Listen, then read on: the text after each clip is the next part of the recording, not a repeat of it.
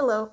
I'm going to be starting this new series where I talk about Jesse Welles' songs in a furry mask, Ethereum mask, whatever you want to call it, because I don't want my face on the internet super much, but that's not the main point of these videos though. What's going to be my main point is what I'm talking about. I have a few points written down, that's why you'll see me look away. And just Jesse Welles' fantastic storytelling. I've been writing these sort of essay organizers about every single one of his songs that he's posted on YouTube. Eventually, once, if I ever get through them all, because there's a few, I think he's got around 280 videos on his YouTube channel. Now, not all of those are originals, and I won't be talking about covers, but it's still a lot of content. But occasionally I'll probably still do a couple that he's never released on YouTube before, like ones from TikTok or Instagram. Mostly on TikTok, like the ones that he's never posted on YouTube tend to go there. Especially in his earlier days, back in late, like December 2023 and early 2024, he started posting on TikTok. And then he'd like repost those stuff on Instagram, and of course started then on YouTube. In April, right? Just one moment. Yeah, April 18th, 2024 was when War Isn't Murder was released. And that'll be our first one.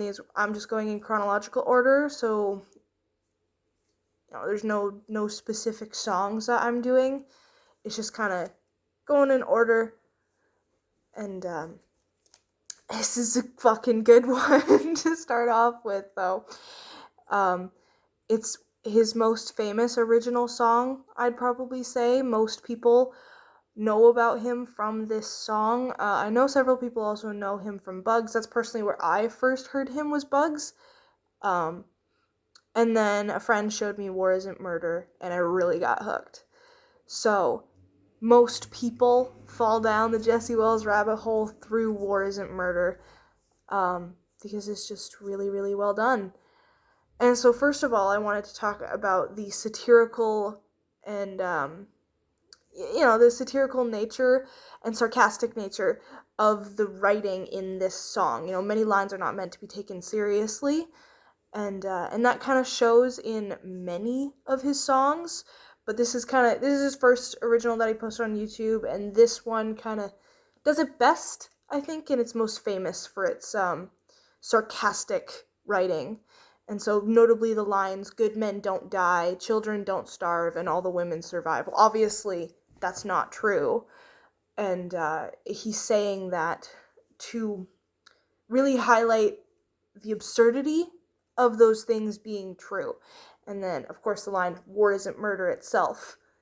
Of course it is. Of course it's murder. You are killing people. Doesn't matter why or who told you to. It is murder. And so more specifically, also the line, "War isn't murder, they're called casualties," because politicians and people that support war or will excuse war, they dehumanize the people that war is being waged against. So it's not murder, they're casualties, they're fatalities, all that sort of thing. They're not people anymore. And the line, "If you can't see the bodies, they don't bloat when they rot, and the flies don't swarm, and the children don't cry." Kind of the same sort of idea as the first line I read for you there. Obviously, those things happen, and by saying they don't happen, again, it highlights the absurdity and the ridiculousness, and truly the cruelty as well. And then the line, "They don't ship out the poor," which challenges those ideals as well, and challenges the very politicians that dehumanize and wage war, because it tends to be the poor that fight those wars for them. And I also wrote down that you can interpret many of those lines as being the viewer themselves lying to themselves. Matters on the perspective you're listening to the song from, whether you think it's someone on the outside making fun of these people, or whether you think it is the person justifying war to themselves. I think both interpretations work. Obviously, Jesse Welles himself is making fun of those people, but it could be through kind of impersonating them in a satirical fashion, if you kind of know what I'm saying. I feel like most people would. And then I wanted to talk specifically about the chorus, which is, let's talk about dead people. I mean, a dead people. The dead don't feel honor. They don't feel that brave. They don't feel avenged. They're lucky if they got graves. Call your dead mother. Ask her when she died. It's a deathly silence on the other line. The dead don't talk, but their children don't forget. So in 20 short years, you can live to regret that. And then at the end of the song, he changes those last lines to be, it's a dark sacrifice made on your behalf, so get down on your knees and thank the sweet Lord that war isn't murder. Oh, it's so good. I absolutely adore this man's writing. Like, oh, chills with that last line, hearing it live. I highly recommend going to one of his concerts if you haven't already. He's touring in the next few months, all across the states. Sadly, I live in Canada, so I will not get to see him so far. There's no new Canada releases except for a Winnipeg Folk Festival, but he's going to be all over America over the course of the next year, so look him up, please. Although many of them are probably already sold out, so I'm sorry if I got your hopes up. And so this chorus specifically, I think, speaks to kind of the numbness of death. Is whether you believe that there is an afterlife or not, we can all kind of agree death is pointless as fuck, as far as we are aware. And causing it is even more pointless. Enough people die as it is. We don't have to kill each other to make it more. And, this kind of emphasizes that, and that the dead don't care anymore. They don't care that you continue on your wars. They're dead. So whether you believe that they're up in heaven or they're resurrected or something like that, point is they still don't care. Because if you're in these afterlives, you're happy, is kind of the point. Like, I apologize if there's religions that it does not follow that sort of thing. But for the vast majority of religions, your afterlife is meant to be peaceful and happy, so you don't care about that sort of thing. You don't care about being avenged. And so what's the point in continuing on waging wars? And obviously this is about war, but that extends to like gang violence and stuff as well. Human condition of ongoing violence is pointless. And I think imagining your dead mother in those lines personalizes war as well, because many of us detach from these situations as, one, a coping mechanism, because there's not a whole lot we can do about these things anyway, but also because we simply can't imagine being there. And 3, also so that we can dehumanize the people going through it, because, well, it's not happening to me, I can't understand it, I'm not going to because I don't care. Whereas, in this hypothetical, if you're calling your dead mother, which some of you may have, some of you may not, well, that kind of hits closer to home for people than imagining a stranger. And I also think specifically the mother represents what that country is losing. That country is losing that caring figure, that empathy and compassion for the next generation. I think that's very symbolic as well as to what the future of that country that's under war is like. And then the last line specifically kind of goes toward the privileged position, and that's the one where it says, so in 20 short years you can live to regret that. And also, so get down on your knees and thank the sweet Lord that war isn't murder. It highlights the privileged position that us in the West are on. Even though we can wage our wars across seas, we don't have to suffer the consequences of being bombed or being shot at. Yeah, the price of stuff goes up, but that's nothing in the face of being murdered. It's ridiculous how we have zero comparison. We bitch and complain that the price of gas is high, but we're alive.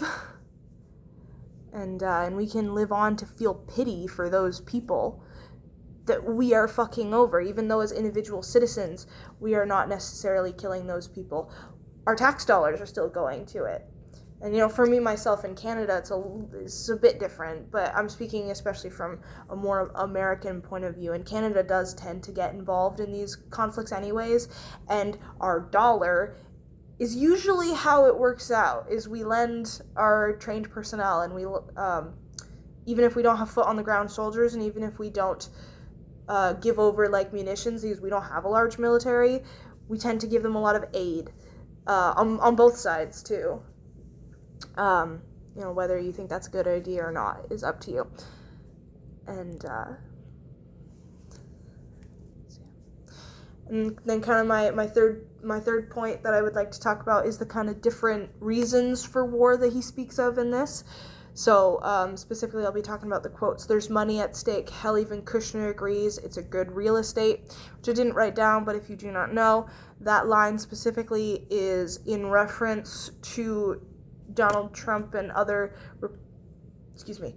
Republicans speaking about Gaza as being like new land, basically, that they can put new buildings on, new resorts, all that sort of thing, and that it can be new Gaza once everyone's dead, basically, is the idea.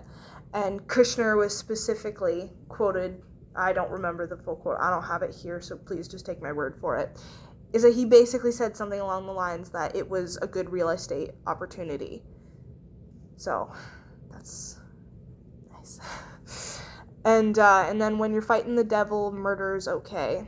And then he got a psalm for that. It's an old desert faith. It's a nation-state sanctioned righteous hate. It's the vengeance of God. And land is a right, but the bank's called dibs. It's something you can't fight. So I think these lines speak a lot about the monetary gain that war has. War economies tend to make a lot of money. Countries tend to be quite prosperous if they're waging war in a different country because of the war economy. It makes a lot of money for them. They can make munitions, they can the stocks change, and like all these different things that make them money. And then with Gaza specifically, if their plan pans out, that real estate, feels gross even calling it that, would make them even more money. And that's kind of what they've said their goal is with that. They want to exterminate the people there so that they have good real estate. And then I also like the points about religion specifically being a factor, is that many wars are not necessarily fought specifically over religion, but they have their roots in religion, like these ones right now that are happening in the Middle East, is that even though they do not state the reasons to be religion, it goes back to religion. Because at first, their conflicts first started because Muslims and Christians do not get along. And so it's kind of this continuing violence that's happened over God knows how long. And same with, like the people that live in Israel and stuff like that, they do not get along with Muslims typically. Not everyone, of course, I'm generalizing. Even though the reasons aren't stated to be religion, they still have their roots. And then they'll also use religion as a way to garner soldiers to fight for them. They'll say it's because of religion to like specific demographics so that they'll fight for them. If they say those people are against your religion, those people are evil and awful and wrong because they don't follow your religion, they're different, you are more likely to kill them. And that's what they do.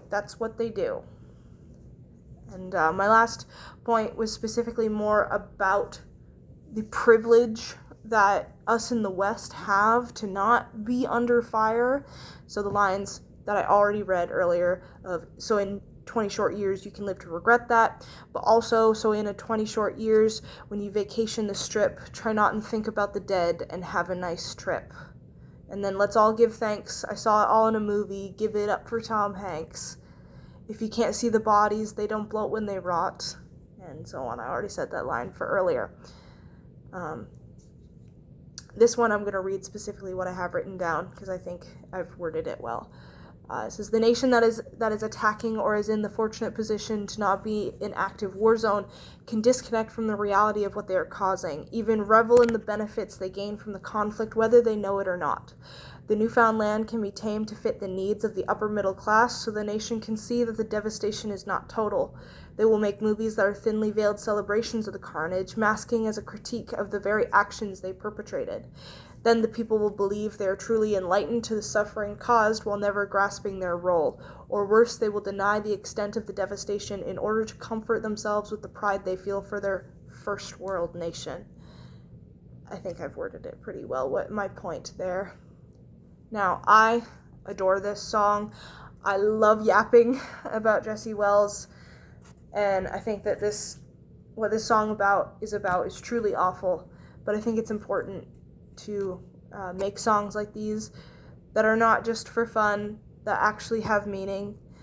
And I think that while I want musicians to stay folksy and all that sort of thing, I do feel like this sort of thing needs to be more mainstream. More people need to listen to this. So please check out Jesse Wells if you haven't already. Like, just take it from the Fox. And if you didn't take any of this seriously because I'm in a fox mask, that's on you, buddy. But please just take it from the Fox. Watch Jesse Wells, pretty please. And other folk artists that are doing amazing things out there, and people that are protesting in the streets right now. Please listen to them. Look them up. Go to Instagram, go to TikTok, whatever you follow. Go look at them. Please. And love from Canada to the United States. It's tough what you guys are going through. And everyone else out there, and everyone under war right now. Oh my God, it's an awful world we live in. Hope you have a good day.